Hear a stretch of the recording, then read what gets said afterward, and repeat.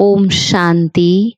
आज 17 अप्रैल 2022 के अव्यक्त महावाक्य रिवाइज कोर्स 25/3 सन 1990। मुरली का सार, सर्व अनुभूतियों की प्राप्ति का आधार पवित्रता।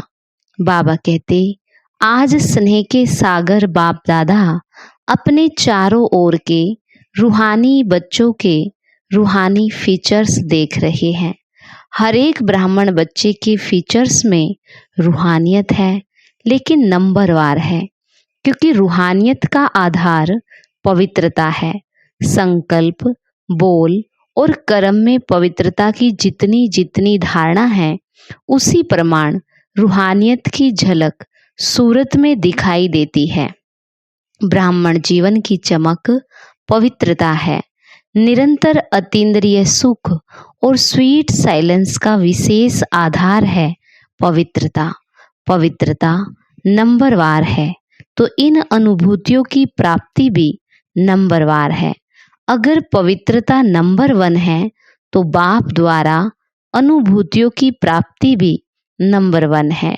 पवित्रता की चमक स्वतः ही निरंतर चेहरे पर दिखाई देती है। पवित्रता की रूहानियत के नैन सदा ही निर्मल दिखाई देंगे। सदा नैनों में रूहानी आत्मा और रूहानी बाप की झलक अनुभव होगी। आज बाप दादा सभी बच्चों की विशेष यह चमक और झलक देख रहे हैं। आप भी अपने रूहानी पवित्रता के फीचर्स को नॉलेज के दर्पण में देख सकते हो, क्योंकि विशेष आधार पवित्रता है। पवित्रता सिर्फ ब्रह्मचर्य को नहीं कहा जाता, लेकिन सदा ब्रह्मचारी और सदा ब्रह्माचारी, अर्थात ब्रह्मा बाप के आचरण पर हर कदम में चलने वाले। उसका संकल्प, बोल और कर्म रूपी कदम नेचुरल ब्रह्मा बाप के कदम पर कदम होगा, जिसको आप फुट स्टेप कहते हो। उनके हर कदम में ब्रह्मा बाप का आचरण दिखाई देगा। तो ब्रह्मचारी बनना मुश्किल नहीं है, लेकिन यह मन वाणी कर्म के कदम ब्रह्माचारी हो, इस पर चेक करने की आवश्यकता है।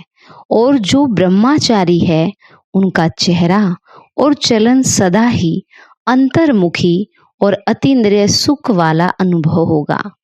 एक है साइंस के साधन और ब्राह्मण जीवन में है ज्ञान के साधन।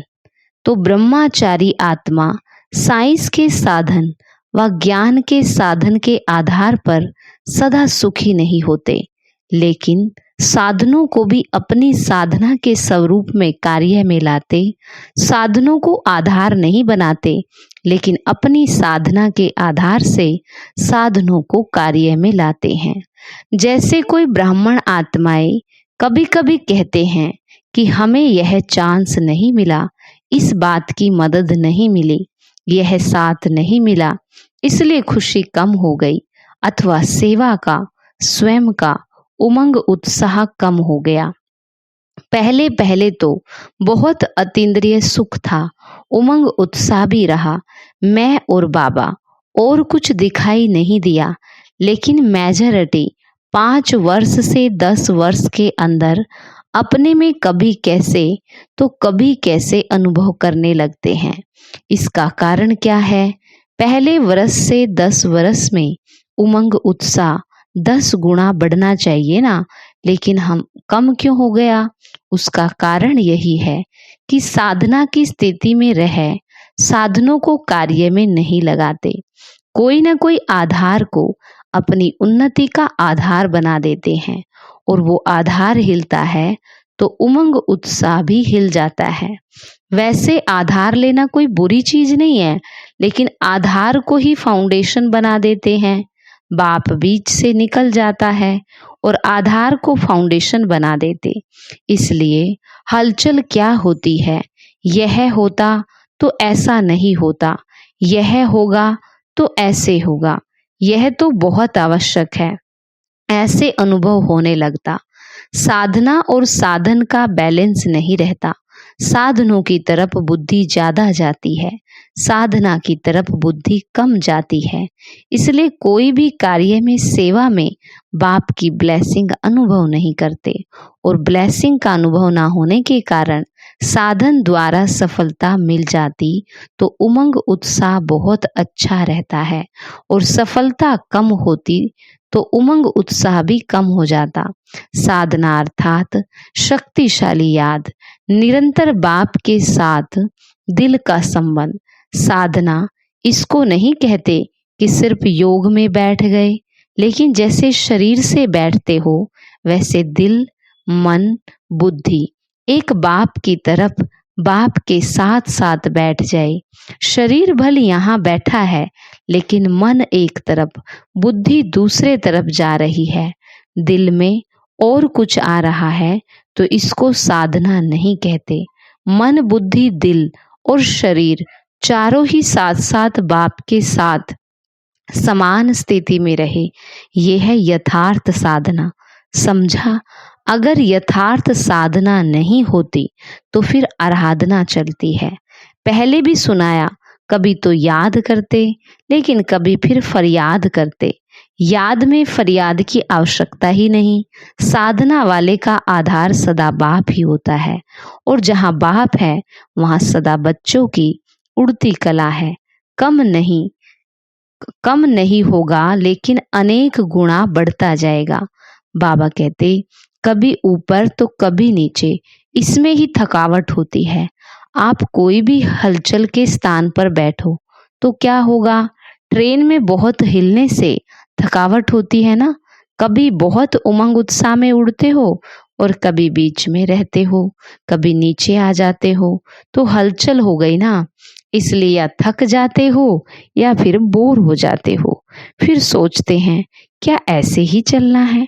लेकिन जो साधना द्वारा बाप के साथ है, उसके लिए संगम युग पर सब नया ही नया अनुभव होता है।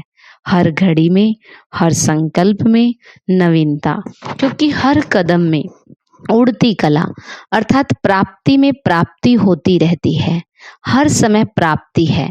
संगम युग में हर समय बाप वर्षे और वरदान के रूप में प्राप्ति कराते, तो प्राप्ति में खुशी होती है, और खुशी में उमंग उत्साह बढ़ता रहेगा, कम हो ही नहीं सकता। चाहे माया भी आए तो भी विजय बनने की खुशी होगी, क्योंकि माया पर विजय प्राप्त करने के नॉलेजफुल बन गए हो। तो 10 साल वालों को 10 गुना, 20 साल वालों का 20 गुना हो रहा है। तो कहने में ऐसे आता, लेकिन है तो अनेक गुना। अब इस वर्ष में क्या करेंगे? उमंग उत्साह तो बाप द्वारा मिली हुई आपकी अपनी जायदाद है। बाप की प्रॉपर्टी को अपना बनाया तो प्रॉपर्टी को बढ़ाया जाता है या कम किया जाता है। इस वर्ष विशेष 4 प्रकार की सेवा कर अटेंशन अंडरलाइन करना। पहला नंबर है स्व की सेवा, दूसरा है विश्व की सेवा, और तीसरा है मनसा सेवा। एक है वाणी द्वारा सेवा, दूसरी है मनसा सेवा भी विशेष है, और चौथा है यज्ञ सेवा। जहाँ भी हो, जिस भी सेवा स्थान पर हो, वो सब सेवा स्थान यज्ञ कुंड है। ऐसे नहीं कि सिर्फ मधुबन यज्ञ है और आपके स्थान यज्ञ नहीं। तो यज्ञ सेवा अर्थात कर्मणा द्वारा कुछ ना कुछ सेवा जरूर करनी चाहिए। बाप दादा के पास सेवा के 3 प्रकार के खाते सबके जमा होते हैं, मनसा, वाचा और कर्मणा, तन, मन और धन। कई ब्राह्मण सोचते हैं हम तो धन से सहयोगी नहीं बन सकते, सेवा नहीं कर सकते, क्योंकि हम तो समर्पण हैं, धन कमाते ही नहीं तो धन से सेवा क्या करेंगे। लेकिन समर्पित आत्मा अगर यज्ञ के कार्य में इकोनॉमी करती है अपने अटेंशन से, तो जैसे धन की इकोनॉमी की, वह इकोनॉमी वाला धन अपने नाम से जमा होता है। ये सूक्ष्म खाता है। अगर कोई नुकसान करता है तो खाते में बोझ जमा होता है, और इकोनॉमी करते तो उसका धन के खाते में जमा होता है। यज्ञ का एक एक कणा मोहर के समान है। अगर यज्ञ की दिल से इकोनॉमी करते, दिखावे से नहीं, दिल से, तो उसकी मोहर इकट्ठी होती रहती है। दूसरी बात, अगर समर्पित आत्मा सेवा के द्वारा दूसरों के धन को सफल कराती है तो उसमें से भी उसको शेयर जमा होता है। इसलिए सभी का 3 प्रकार का खाता है। तीनों खाते की परसेंटेज अच्छी होनी चाहिए। कोई समझते हैं हम तो वाचा सेवा में बहुत बिजी रहते हैं, हमारी ड्यूटी ही वाचा की है, मनसा और कर्मणा में परसेंटेज कम होती है। लेकिन ये भी बहाना चलेगा नहीं। वाणी के समय अगर मनसा और वाचा की इकट्ठी सेवा करो तो क्या रिजल्ट होगी। मनसा और वाचा इकट्ठी सेवा हो सकती है, लेकिन वाचा सहज है, मनसा में अटेंशन देने की बात है। इसलिए वाचा का तो जमा हो जाता है, लेकिन मनसा का खाता खाली रह जाता है। और वाचा में तो बाप से भी सभी होशियार हो। देखो आजकल बड़ी दादियों से अच्छे भाषण छोटे छोटे करते हैं, क्योंकि न्यू वर्ल्ड है ना, भले आगे जाओ, बाप दादा खुश होते हैं। लेकिन मनसा का खाता खाली रह जाएगा, क्योंकि हर खाते की 100 मार्क्स है। सिर्फ स्थूल सेवा को कर्मणा सेवा नहीं कहते। कर्मणा अर्थात संगठन में संपर्क संबंध में आना, यह कर्म के खाते में जमा हो जाता है।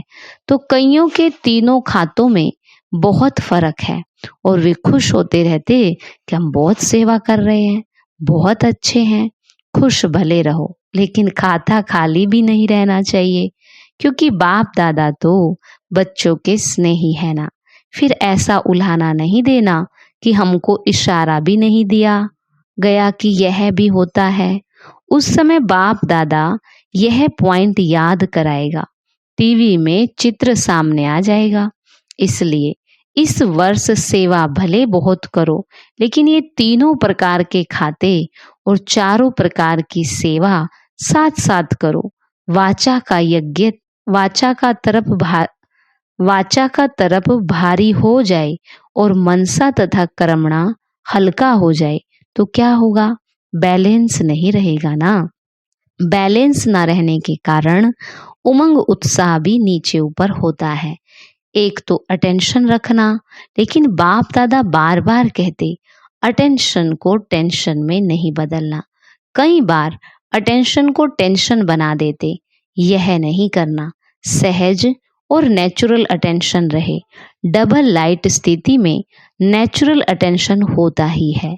अच्छा, सदा अपने चेहरे और चलन में पवित्रता के रूहानियत की चमक वाले, सदा हर कदम में ब्रह्मचारी श्रेष्ठ आत्माएं, सदा अपने सेवा के सर्व खातों को भरपूर रखने वाले, सदा दिल से अपनी उन्नति का दृढ़ संकल्प करने वाले, सदा स्व उन्नति प्रति स्वयं को नंबर 1 आत्मा निमित्त बनाने वाले, ऐसे बाप के प्यारे और विशेष ब्रह्मा माँ के प्यारे। आज माँ का दिन मनाया है ना, तो ब्रह्मा माँ के राज दुलारे बच्चों को ब्रह्मा माँ की और विशेष बाप की भी दिल से याद, प्यार और नमस्ते। रूहानी बच्चों की रूहानी बाप दादा को नमस्ते नमस्ते बाबा, गुड मॉर्निंग, शुक्रिया बाबा। मधुबन निवासियों से बाबा की मुलाकात। मधुबन निवासियों को अच्छे और गोल्डन चांस मिलते हैं, इसलिए ड्रामा अनुसार जिन्हें बार बार गोल्डन चांस मिलते हैं उन्हें बाप दादा बड़े ते बड़े चांसलर कहते हैं। सेवा का फल और बल दोनों ही प्राप्त होता है। बल भी मिल रहा है, वह बल सेवा कर रहा है, और फल सदा शक्तिशाली बनाए आगे बढ़ा रहा है। सबसे ज्यादा मुरलियां कौन सुनता है? मधुबन वाले। वो तो गिनती से मुरलियां सुनते हैं और आप सदा ही मुरलियां सुनते रहते हो। सुनने में भी नंबर 1 हो और करने में भी 1 नंबर हो, या कभी 2 हो जाते हो। जो समीप होते हैं उन पर विशेष हुज्जत होती है, तो बाप दादा की भी विशेष हुज्जत है। करना ही है और नंबर 1 करना है। किसी में भी नंबर पीछे नहीं। सब जमा के खाते नंबर 1 फुल होने चाहिए। एक भी खाता जरा खाली नहीं होना चाहिए। जैसे मधुबन में सर्व प्राप्तियां चाहे आत्मिक चाहे शारीरिक सब नंबर 1 मिलती है, ऐसे अब करने में सदा नंबर 1। 1 की निशानी है हर बात में विन करना। अगर विन है, विजयी है, तो 1 जरूर है। विन कभी कभी है तो नंबर 1 नहीं। अच्छा, सेवा की मुबारकें, सेवा के सर्टिफिकेट तो बहुत मिले। और कौन से सर्टिफिकेट लेने हैं?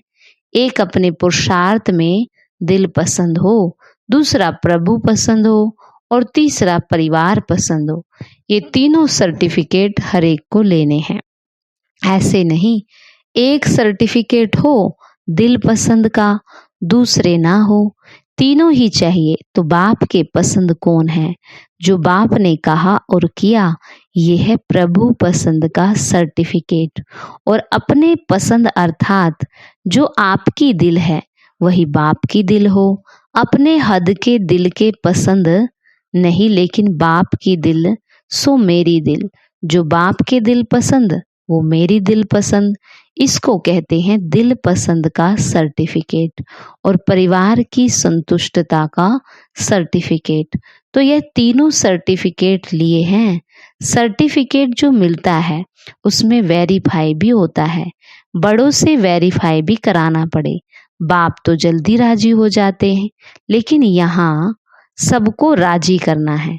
तो जो साथ रहते उनसे सर्टिफिकेट को वेरीफाई कराना पड़े। बाप तो ज्यादा रहमदिल है ना, तो हाँ जी कह देंगे। अच्छा, सभी के डिपार्टमेंट निर्विघ्न है, स्वयं भी निर्विघ्न है। सेवा की खुशबू तो विश्व में भी है, तो सूक्ष्म वतन तक भी है।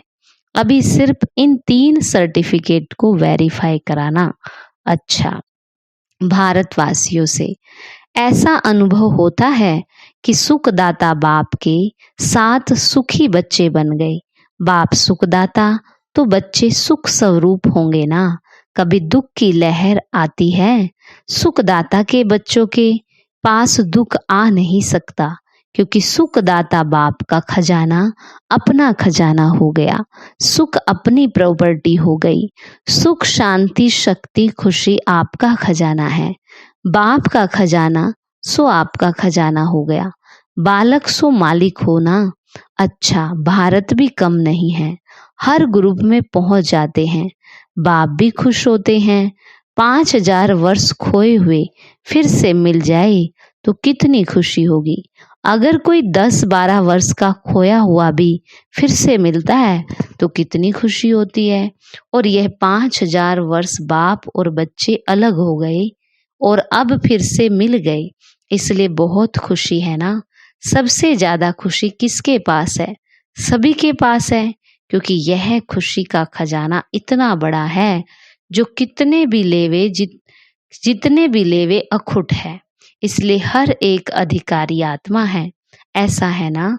संगम युग को कौन सा युग कहते हैं? संगम युग खुशी का युग है।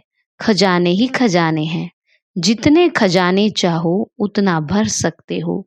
धनवान भव का, सर्व खजाने भव का वरदान मिला हुआ है। सर्व खजानों का वरदान प्राप्त है। ब्राह्मण जीवन में तो खुशियां ही खुशियां हैं। यह खुशी कभी गायब तो नहीं हो जाती। माया चोरी तो नहीं करती है खजानों की। जो सावधान होशियार होता है उसका खजाना कभी कोई लूट नहीं सकता। जो थोड़ा सा अलबेला होता है उसका खजाना लूट लेते हैं। आप तो सावधान हो ना। या कभी कभी सो जाते हो। कोई सो जाते तो चोरी हो जाती है ना। अलबेले हो गए। सदा होशियार, सदा जागती ज्योत रहे तो माया की हिम्मत नहीं जो खजाना लूट करके ले जाए। अच्छा, जहां से भी आए हो सब पद्मा पदम भाग्यवान हो। यही गीत गाते रहो। सब कुछ मिल गया। 21 जन्मों के लिए गारंटी है कि ये खजाने साथ रहेंगे। इतनी बड़ी गारंटी कोई दे नहीं सकता। तो यह गारंटी कार्ड ले लिया है ना। यह गारंटी कार्ड कोई रिवाजी आत्मा देने वाली नहीं है। दाता है, इसलिए कोई डर नहीं, कोई शक नहीं। अच्छा, वरदान। फॉलो फादर करते हुए सपूत बन, हर कर्म में सबूत देने वाले सफलता स्वरूप भव। फॉलो फादर करते हुए सपूत बन, हर कर्म में सबूत देने वाले सफलता स्वरूप भव। जो फॉलो फादर करने वाले बच्चे हैं वही समान हैं, क्योंकि जो बाप के कदम वो आपके कदम। बाप दादा सपूत उन्हें कहता जो हर कर्म में सबूत दे। सपूत अर्थात सदा बाप के श्रीमत का हाथ और साथ अनुभव करने वाले। जहाँ बाप की श्रीमत व वरदान का हाथ है वहाँ सफलता है ही। इसलिए कोई भी कार्य करते ये स्मृति में लाओ कि बाप के वरदान का हाथ हमारे ऊपर है। स्लोगन। हीरे तुल्य ऊंची स्थिति में स्थित होकर किए गए कर्म ही मूल्यवान कर्म है। हीरे तुल्य ऊंची स्थिति में स्थित होकर किए गए कर्म ही मूल्यवान कर्म है। सूचना है, आज मास का तीसरा रविवार है। सभी राजयोगी तपस्वी भाई बहनें साय को 6:30 से 7:30 बजे तक विशेष योग अभ्यास के समय अपने इष्ट देव रहम दिल दाता स्वरूप में स्थित हो भक्तों की मनोकामनाएं पूर्ण करने की सेवा करें। अच्छा, ओम शांति।